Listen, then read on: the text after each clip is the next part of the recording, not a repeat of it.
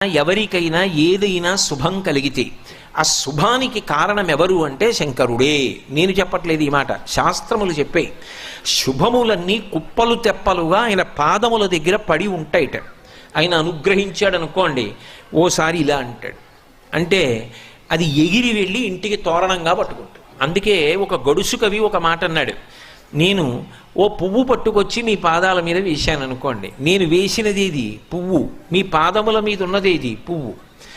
నేను ఒక పువ్వు పట్టుకెళ్ళి మల్లికార్జున లింగం మీద వేశాను అనుకోండి, పరమ ప్రేమతో వేశాను అనుకోండి, ఆ పువ్వు ఓ ఏడాది తర్వాత నా ఇంటి మనవడు. నేను ప్రేమతో వేసిన పువ్వు 2 ఏళ్ల తర్వాత నా ఇంట్లో మనవరాలు.